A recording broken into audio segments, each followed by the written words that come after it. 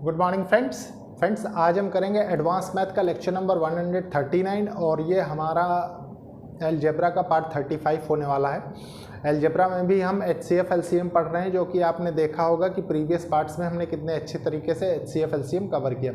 Friends, ये एक initiative है उन बच्चों के लिए जो बच्चे महंगी पढ़ाई अफोर्ड नहीं कर सकते, प्लस एक अच्छी अपॉर्चुनिटी उन स्टूडेंट्स के लिए है जो स्टूडेंट्स कॉम्पिटिटिव एग्जाम्स की प्रिपरेशन करें, स्पेशली जहाँ पे क्वांटिटेटिव एप्टीट्यूड और मैथ्स से रिलेटेड पोर्शन पूछा जाता है। फ्रेंड्स, मैं आपसे बार बार रिक्वेस्ट करता हूँ, मार्केट से कोई भी अच्छी बुक लेके आप सॉल्व करने की कोशिश करिए। मुझे पूरा कॉन्फिडेंस है कि आप मोर देन 99% क्वेश्चन सॉल्व कर लेंगे। इन केस अगर आपको थोड़ी कहीं प्रॉब्लम होती है तो आप बुक के सोल्यूशन को भी रेफ़र कर सकते हैं। प्लस आप स्पीड, एक्यूरेसी और कॉन्फिडेंस बूस्टअप करने के लिए आप कोई अच्छी टेस्ट सीरीज़ ले सकते हैं जो कि आपको बहुत ज़्यादा हेल्प करने वाली है। प्यारे बच्चों, देखिए हमने HCF LCM बहुत अच्छे से पढ़ा। जितने प्रकार के क्वेश्चन पूछे जाते हैं मैंने तकरीबन सारे टाइप्स के क्वेश्चन आपके साथ डिस्कस किए। आज हमारा लास्ट लेक्चर होगा HCF LCM का। इसके बाद प्यारे बच्चों एक टॉपिक छूट रहा था, रिमाइंडर थ्योरम। जब मैं इसको फिनिश कर लूँगा आज का लेक्चर, इसके बाद नेक्स्ट लेक्चर से हम आने वाले कुछ लेक्चर्स में रिमाइंडर थ्योरम भी फिनिश कर लेंगे। उसके बाद हमारा कंप्लीट अलजेब्रा फिनिश हो जाएगा। उसका रीज़न है फ्रेंड्स कि मैंने देखा कि मतलब रिमाइंडर थ्योरम हार्ड टॉपिक नहीं है, लेकिन होता क्या है कि बहुत से बच्चों को इसमें भी कंफ्यूजन रह जाती है। ठीक है, तो इसलिए सबसे लास्ट में हम उसको पढ़ेंगे अलजेब्रा के, और बहुत अच्छे से पढ़ेंगे। आप खुद ये चीज़ रियलाइज़ करेंगे कि एक एक चीज़ आपके साथ डिस्कस हो चुकी है। ठीक है प्यारे बच्चों, अगेन मैं क्वेश्चंस लिखूंगा, उसके बाद हम उसके आंसर देखेंगे। तो स्टार्ट करते हैं, देखते हैं क्वेश्चंस। देखिए प्यारे बच्चों, ये क्वेश्चन है, इस क्वेश्चन को बहुत अच्छे से रीड करेंगे, समझेंगे, उसके बाद सॉल्व करेंगे। ठीक है, देखिए क्वेश्चन क्या कह रहा है। 3 numbers which are co-prime। ठीक है, 3 नंबर हैं जो कि co-prime हैं।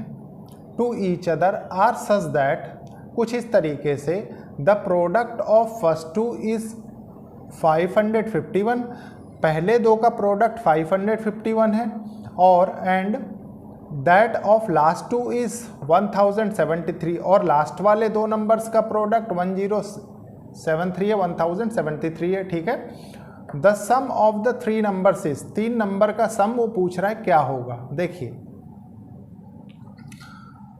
ये प्रोडक्ट दे रखा है, ध्यान रखिए प्यारे बच्चों, लेकिन आप एक चीज समझिए। मान लीजिए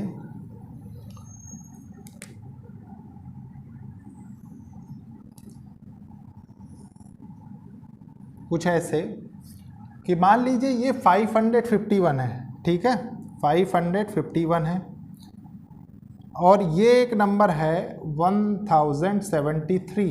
ठीक है, ये क्या है, ये 2 नंबर का प्रोडक्ट है, ये आप जान गए। ठीक है, और ये भी 2 नंबर का प्रोडक्ट है। 2 नंबर के प्रोडक्ट में है क्या क्या, देखिए एक तो मान लीजिए कोई नंबर है A, ठीक है, एक कोई नंबर है B, एक कोई नंबर है C। ठीक है, तो इन दोनों का प्रोडक्ट है ये, और इन दोनों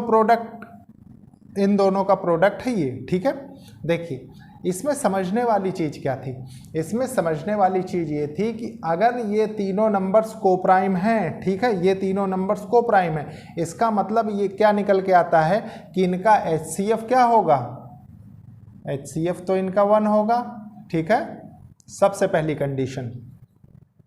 और HCF अगर 1 होगा तो इसके बाद हम क्या कर सकते हैं, आप अच्छे से देखिए और समझने की कोशिश करिए। देखिए अगर हम इनका मिडिल नंबर, ये नंबर कैलकुलेट करने की कोशिश करें, ठीक है, आप जानते हैं कि एक तो कॉमन फैक्टर होगा ही होगा। ठीक है, तो मिडिल नंबर कैसे निकलेगा, मिडिल नंबर ऐसे निकलेगा कि अगर हम करें मिडिल नंबर, ठीक है, तो मिडिल नंबर क्या होगा, इन दोनों के बीच में वही नंबर तो होगा, वो भी इनका फैक्टर होगा, है कि नहीं। तो देखिए अब हम करें HCF ऑफ 551 एंड 1073।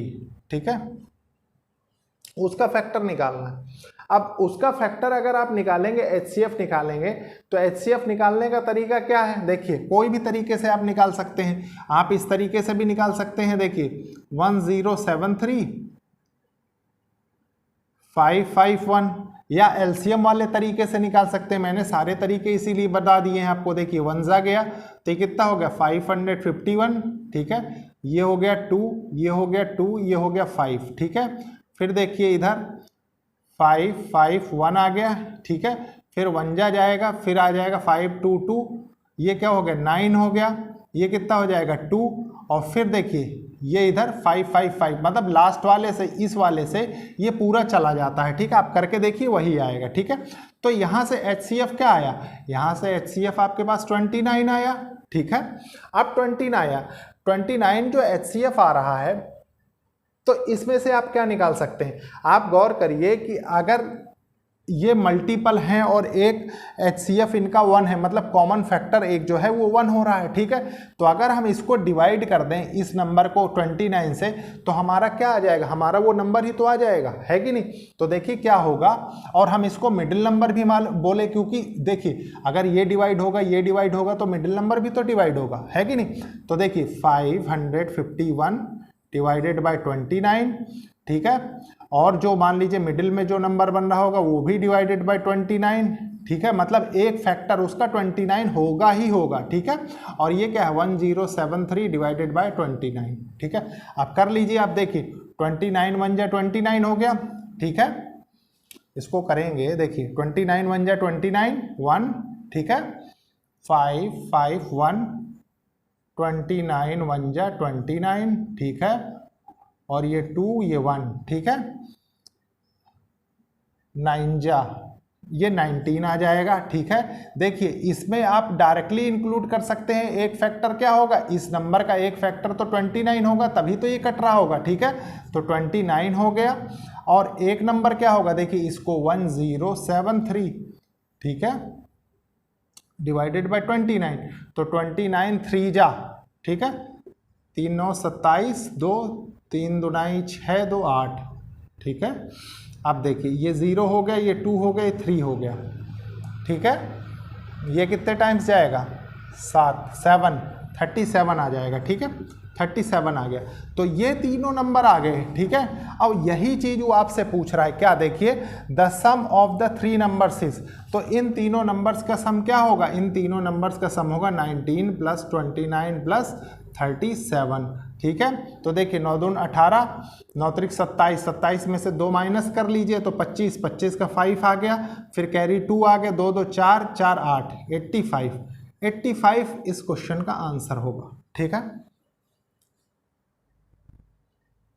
प्यारे बच्चों, अपनी अप्रोच क्रिस्टल क्लियर रखिए, इसीलिए मैंने आपसे कहा। देखिए कितना इजीली हमने ऐसे क्वेश्चन सॉल्व कर लिए। अब इसके बाद देखते हैं हम नेक्स्ट क्वेश्चन। देखिए प्यारे बच्चों, ये 2 क्वेश्चन है, बहुत ही अच्छे क्वेश्चन है। क्वेश्चंस को किस तरीके से अप्रोच करेंगे, थोड़ा थोड़ा चेंजेस है जो क्वेश्चन पूछे जाते हैं इस टाइप के। देखिए क्या है, the product of 2 numbers, 2 number का प्रोडक्ट है 4107। If the HCF of these number is 37, अगर इनका HCF, ठीक है, 37 है, then the greater number is, तो ग्रेटर नंबर क्या होगा। अब देखिए प्यारे बच्चों, आपको क्या निकालना है इसमें, मैंने आपको बताया था ये जो दिया हुआ है ये क्या है, प्रोडक्ट ऑफ 2 नंबर्स है।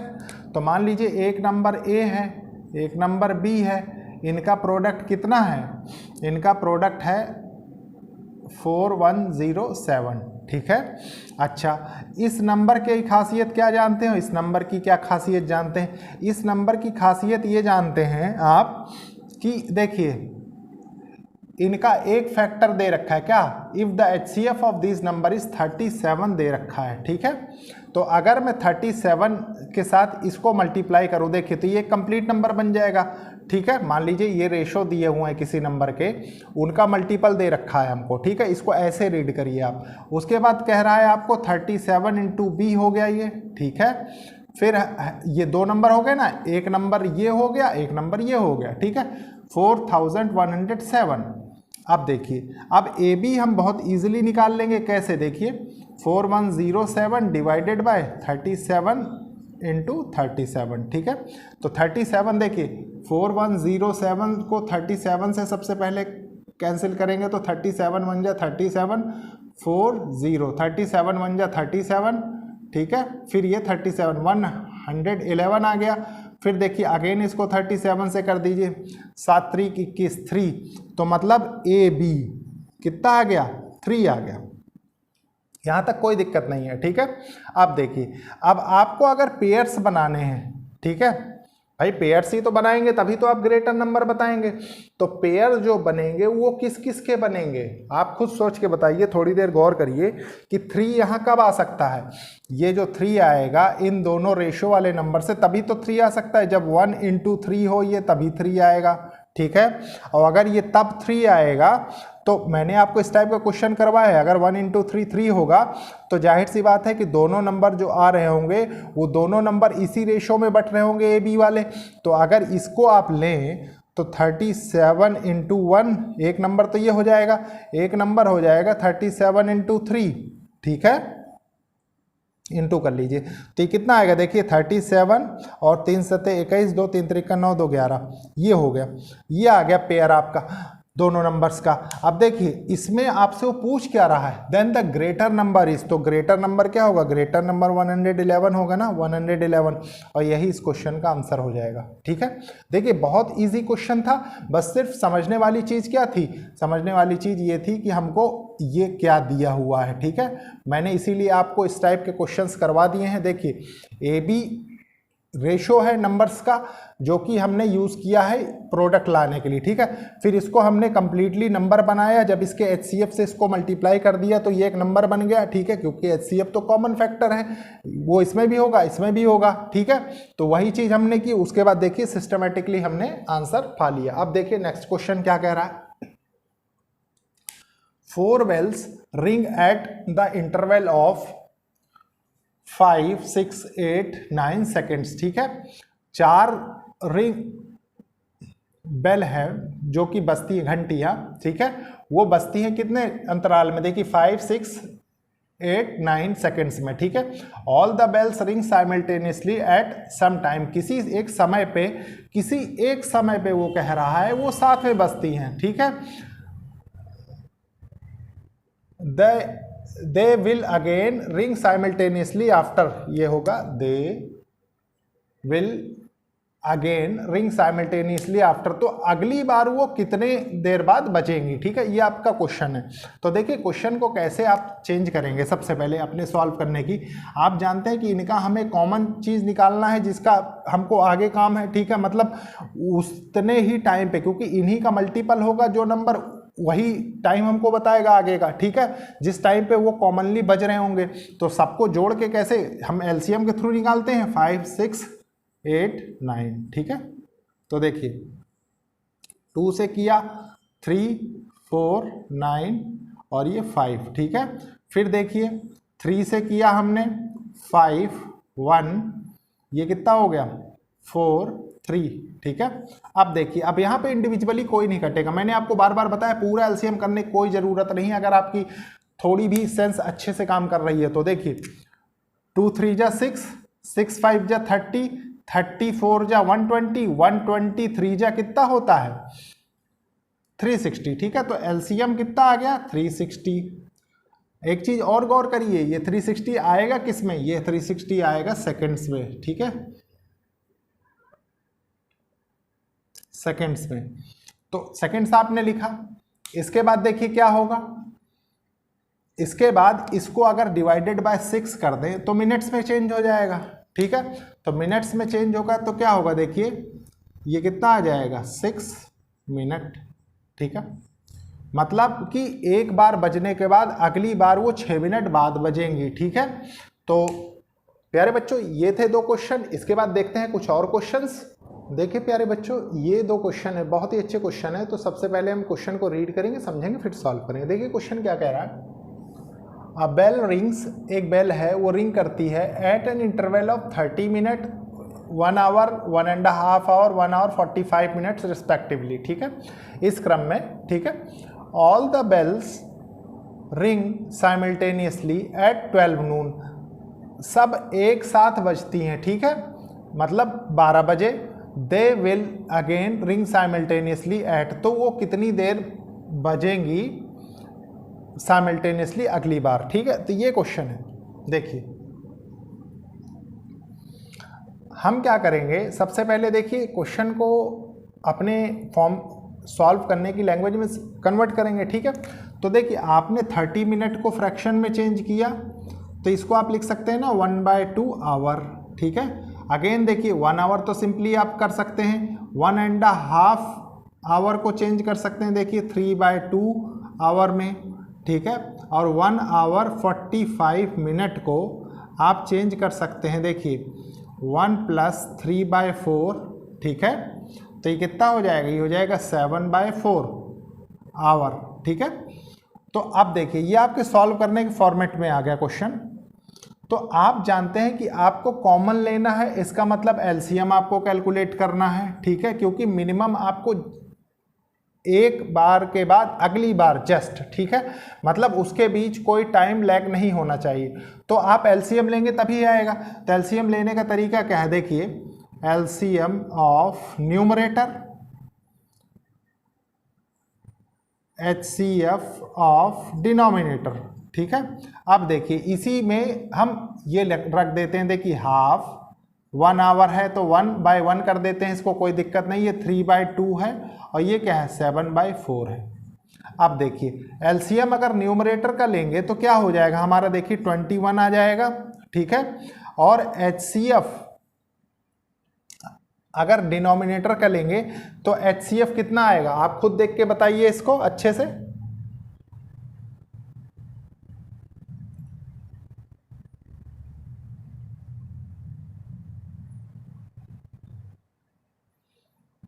देखिए HCF क्या होता है, कॉमन फैक्टर होता है, ठीक है। ये आप जानते हैं, कोई कंफ्यूजन नहीं होनी चाहिए। मैं तो सिर्फ इसलिए आपके साथ ऐसा कर रहा हूं ताकि आपको एक एक कॉन्सेप्ट क्रिस्टल क्लियर रहे। देखिए ये 1 नहीं था यहाँ, इसका मतलब है कि देखिए 1 ही इसका HCF आएगा, तो 1 HCF आएगा यहाँ पे, तो क्या हो जाएगा 21 आवर, ठीक है, क्योंकि हमने यूनिट्स को आवर में चेंज कर लिया।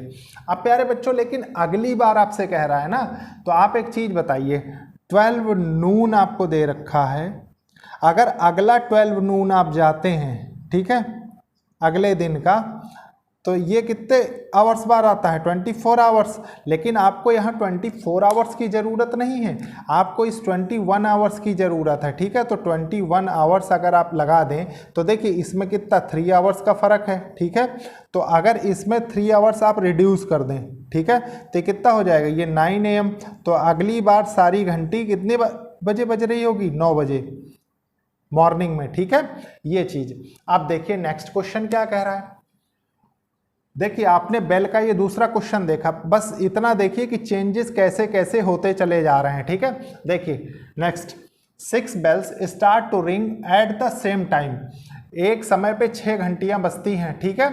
After that they ring after a gap of, और उसके बाद ये सारी बजती हैं गैप में, देखिए 2 मिनट सेकंड्स में है, sorry 2 seconds, 4 second, 6 second, 8 second, 10 second, 12 second के गैप में, ठीक है। How many times will they ring together in 30 minutes, तो 30 मिनट में वो कितनी बार बजेंगी। देखिए सबसे पहले इनका एलसीएम लेते हैं, 2, 4, 6, 8, 10, 12, ठीक है। देखिए 2 से आपने किया 1 आ गया, 2 आ गया, 3 आ गया, 4 आ गया, 5 आ गया, 6 आ गया। अगेन देखिए 2 से किया आपने 1 आ गया, 1 आ गया, 3 आ गया, 2 आ गया, 5 आ गया, 3 आ गया, ठीक है। अब देखिए 3 से कर लीजिए आप, तो ये क्या हो जाएगा, 1 आ गया, 1 आ गया, 1 आ गया। 2 करने की जरूरत नहीं क्योंकि 2 एक ही टाइम है और इसका कोई मल्टीपल भी मौजूद नहीं है, इसलिए हमने एलसीएम नहीं किया था, ठीक है।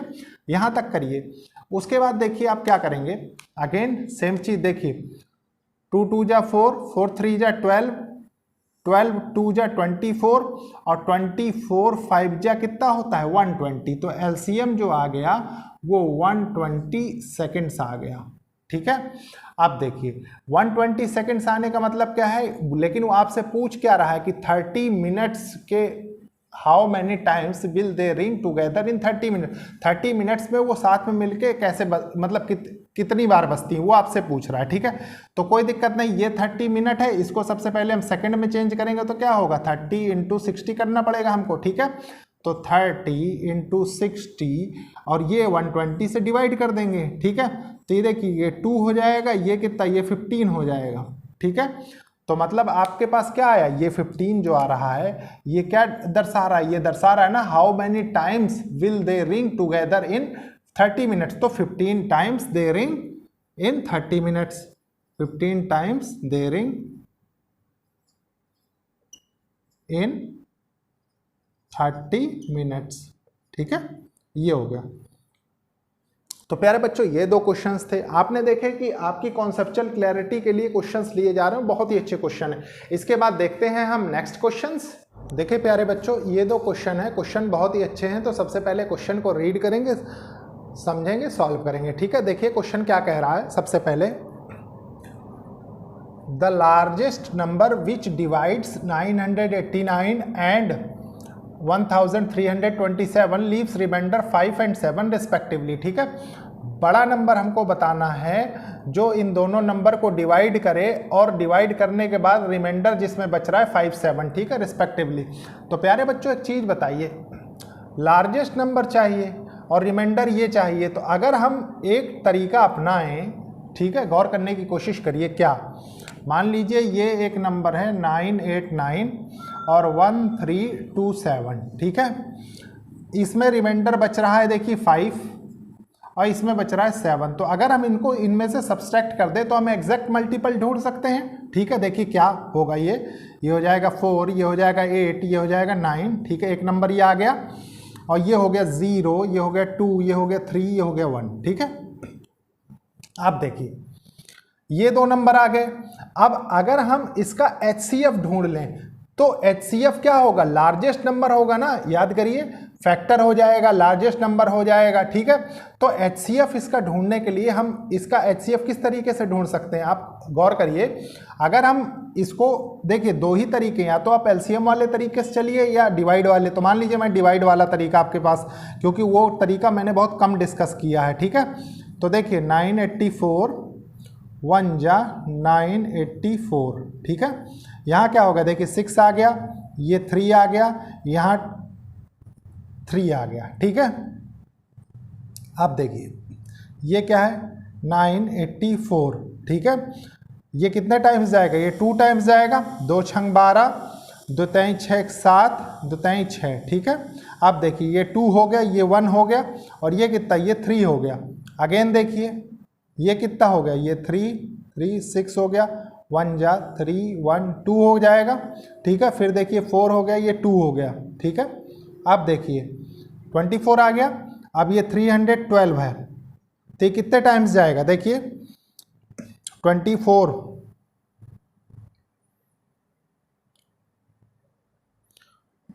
1 जा 24, ठीक है। और उसके बाद यहाँ कितना आ रहा है, देखिए 7 4 11 होता है, 7 2 3 13, ठीक है। तो 13 टाइम्स जाएगा तो इट कंप्लीटली डिवाइड हो जाएगा। तो मतलब HCF इसमें क्या आया, तो HCF गौर करिए कि ये जो लास्ट होता है ना, ये HCF ही कहलाता है। मैंने आपको बताया था स्टार्टिंग में, तो ये HCF 24 हो गया, ठीक है। आपकी अगर कैलकुलेशन स्किल LCM वाले मेथड पे अच्छी है तो आप उससे भी कैलकुलेट कर सकते हैं, कोई दिक्कत नहीं, ठीक है। ये क्वेश्चन हुआ। अब प्यारे बच्चों नेक्स्ट क्वेश्चन देखिए क्या कह रहा है। इन अ गार्डन, देखिए in a garden there are 75 mango trees, 90 lemon trees and 120 orange trees, ठीक है। Number of trees equal in each row. तो हर एक रो में number of trees equal in each row, ठीक है। मतलब जितनी भी रो बने उसमें इक्वल ट्रीज कितने हो सकते हैं, ठीक है। Find the minimum number of rows, rows निकाल लिए। अब प्यारे बच्चों एक चीज बताइए, देखिए 75 मैंगो ट्री, ठीक है, 90 लेमन ट्री और 120 ऑरेंज, 120 ऑरेंज ट्री, ठीक है, ऑरेंज ट्री। अगर मैं इसका इन तीनों का HCF निकाल लूं, ठीक है, एक ऐसा नंबर, ठीक है, जो बड़ा हो और तीनों को हाईएस्ट कॉमन फैक्टर आप जानते ही हैं कि मतलब सबसे बड़ा फैक्टर हो। तो कैसे निकालेंगे, देखिए HCF, आप यहाँ पे देखिए डायरेक्टली समझने की कोशिश करिए। अगर मैं इसको इसमें से 15 निकालूं, ठीक है, तो देखिए ये 5 हो जाएगा, ये 15 छक्के 90 हो जाएगा, 15 अट्ठे 120, मतलब तीनों ऐसे टर्म हो जाएंगे जो फिर कैंसिल नहीं होंगे। तो सबसे बड़ा जो फैक्टर होगा वो 15 होगा। और ये 15 होगा क्या, ये 15 होगा मतलब इतने नंबर ऑफ ट्रीज एक रो में होंगे, ठीक है, 15 ट्री पर रो, ठीक है, ये कर लीजिए। आप देखिए अब आपको चाहिए क्या, फाइंड मिनिमम नंबर ऑफ रोज निकालनी है। तो मिनिमम नंबर ऑफ रोज देखिए 75 मैंगो ट्री लगाने के लिए अगर 15 ट्री पर रो लगे तो ये कितने रो बनेंगे, 5 रो बनाएंगे, 5 रो में ये सारे आ जाएंगे, ठीक है। अगेन देखिए नेक्स्ट, उसके बाद क्या है 90/15 मतलब 90 लेमन ट्री लगाने के लिए अगर 15 ट्री एक रो में लगे तो ये इसमें कितनी रो बनेंगी, 6 रो बनेंगी, ठीक है। और अगर देखिए 120 ट्रीज हैं और 15 ट्री एक रो में लगे तो नंबर ऑफ रोज कितने होंगे, 8, ठीक है, 8, ठीक है, ये हो गया। आपसे पूछ क्या रहा है, फाइंड मिनिमम नंबर ऑफ रोज। तो मिनिमम नंबर ऑफ रोज क्या होगा, इन तीनों का सम, देखिए सम कर दीजिए, तो 6 5 11 8 19, ठीक है, तो 19 रोज बनेंगी टोटल, ठीक है। तो ये था प्यारे बच्चों, आपने देखा कितने अच्छे तरीके से हमने ये क्वेश्चन देखा, फिर वो क्वेश्चन देखा। अब इसके बाद देखते हैं हम नेक्स्ट क्वेश्चन। देखिए प्यारे बच्चों, ये क्वेश्चन है, लास्ट क्वेश्चन है आज का, बहुत ही अच्छा क्वेश्चन होने वाला है। सबसे पहले क्वेश्चन को रीड करेंगे, समझेंगे, फिर सॉल्व करेंगे, ठीक है। देखिए क्वेश्चन क्या कह रहा है, find the smallest digit. Smallest digit हमको बतानी है विच ऑन डिवाइडिंग बाय, जो कि डिवाइड करने पे इतना गिव्स रिमाइंडर 2 4 8 10 रिस्पेक्टिवली, ठीक है। देखिए स्मॉलेस्ट डिजिट हमको बतानी है जो कि इनसे डिवाइड होने के बाद रिमाइंडर हमको ये दे, ठीक है। अब प्यारे बच्चों जाहिर सी बात है कि एक कॉमन डिजिट हमको ढूंढनी पड़ेगी। तो कॉमन डिजिट अगर हम इन नंबर से ढूंढेंगे, देखिए क्योंकि इन्हीं से वो आ रही smallest digit which divided by, जो कि इनसे डिवाइड हो रहे, ठीक है। तो कैसे आएगा, वो तभी आएगा जब इनका हम एलसीएम निकाल लें। और प्यारे बच्चों देखिए जानकारी की बात है, अगर आपने अब तक बहुत अच्छे से पढ़ा है तो आप देख सकते हैं कि सारे नंबर का एलसीएम भी आपको नहीं लेना पड़ेगा। मैं बताता हूँ कैसे। देखिए मान लीजिए आपने 5 7 11 13 एक नज़र डाली तो आपने देखा कि सारे प्राइम नंबर्स हैं, ठीक है, को प्राइम नहीं, प्राइम नंबर्स हैं, ठीक है। प्राइम नंबर्स होने के बाद मतलब ये डायरेक्ट मल्टीपल करके आप निकाल सकते हैं। तो अगर आप करें, देखिए सबसे पहले 5 से करेंगे, फिर 1 आएगा, फिर 7, फिर 11, फिर 13, ठीक है, फिर 7 से करेंगे, फिर यहाँ देखिए 1 आएगा, फिर यहाँ पे 1 आएगा, फिर 11 आएगा, फिर 13 आएगा, फिर एज इट इज़ 11 से करेंगे 1 1 1 13, फिर 13 से करेंगे, ठीक है। तो देखिए 1 1 1 1, ठीक है। तो कॉमन नंबर आपके पास आ गया जो कि डिवाइड होने के बाद, इससे डिवाइड होने के बाद ये रिमाइंडर आएगा। देखिए कैसे, अब आपके पास आया 5 × 7 × 11 × 13, ठीक है। अब आप यहाँ पे फर्क महसूस करिए, आपने इसको फालतू में किया कि नहीं, यही चीज मैं रियलाइज करवा रहा था कि एक बार जो भी नंबर्स दिए रहे उनको जरूर गौर करना चाहिए, ठीक है। देखिए 7 5 जा 35, ठीक है, 35 × 11 कितना होगा, देखिए 35 350, 350 प्लस 35 385 हो गया, ठीक है, 385 और 13। देखिए ऐसे करने की जरूरत नहीं है, आप डायरेक्टली करिए। देखिए 385 × 13, तेरे 65 होता है, 6 कैरी हो गया, ठीक है, तेरे 8 104, ठीक है, 4 और 6 10 0 1 आ गया, 13 39, ठीक है। तो ये कितना हो जाएगा, ये आ जाएगा 5000, क्योंकि 1 ऐड हो जाएगा ना, तो ये हो जाएगा 5005। आप देखिए अब आपके पास ये कॉमन नंबर आ गया जिसको इनसे डिवाइड करने के बाद ये रिमाइंडर आ रहे हैं, ठीक है। अब देखिए अगर आप इनसे डिफरेंस, मतलब आप एक चीज बताइए प्यारे बच्चों, मान लीजिए थोड़ी देर, क्योंकि रिमाइंडर थ्योरम में भी ये कॉन्सेप्ट लगना है, इसलिए मैं सिर्फ बता रहा हूँ। मान लीजिए यहाँ कोई नंबर दिखा हुआ है, any number x y z, और आपने मान लीजिए इसको x से डिवाइड किया, ठीक है। तो इसको कंप्लीटली जाने के लिए जाहिर सी बात है कि ये टोटल टर्म बननी चाहिए, तभी जाएगा ये, तभी यहाँ पे रिमाइंडर 0 आएगा, ठीक है। अब एक चीज़ बताइए, रिमाइंडर आपका बच रहा है 2, देखिए रिस्पेक्टिवली कह रहा है ना, 2 बच रहा है, फिर इसमें 4 बच रहा है, फिर इसमें 8 बच रहा है, और इसमें 10 बच रहा है, ठीक है। मतलब कि टोटल रिमाइंडर अगर इतना बच रहा है, मतलब अगर इनमें 3 ऐड कर दिया जाता, इसमें 3 ऐड कर दिया जाता, इसमें 3 ऐड कर दिया जाता, इसमें 3, तो ये आ जाता और कंप्लीटली डिविजिबल हो जाता है कि नहीं। तो कमी कितने की हो रही है, कमी देखिए -3 -3 की हो रही है, मतलब सेम, ठीक है। ये क्या है, ये रिमाइंडर है, ध्यान रखिए। तो अगर हमारे पास, ठीक है, अगर हम इस 3 को कॉमन लेके इसमें से माइनस कर दें तो ये सारे नंबर से ये जो नंबर आएगा वो डिविजिबल हो जाएगा, है कि नहीं। वही चीज वो आपसे पूछ रहा है। तो देखिए इसमें -3 कर दीजिए, ये क्या हो जाएगा, ये 5002 हो जाएगा, और यही इस क्वेश्चन का आंसर होगा, ठीक है। तो प्यारे बच्चों, ये था क्वेश्चन, बहुत ही इंपॉर्टेंट। होपफुली फ्रेंड्स, मैं ये उम्मीद कर सकता हूं कि आपके कॉन्सेप्ट्स HCF LCM में बहुत स्ट्रांग हो चुके होंगे। Good quality and good number of questions हमने कर लिए हैं। तो लेक्चर को लाइक शेयर सब्सक्राइब करिए और कोशिश करिए कि ज़रूरतमंद स्टूडेंट्स तक ये लेक्चर्स पहुंचे। अब आने वाले लेक्चर्स में हम पढ़ेंगे रिमाइंडर थ्योरम। तो मिलते हैं नेक्स्ट लेक्चर में। ओके, थैंक यू बच्चों।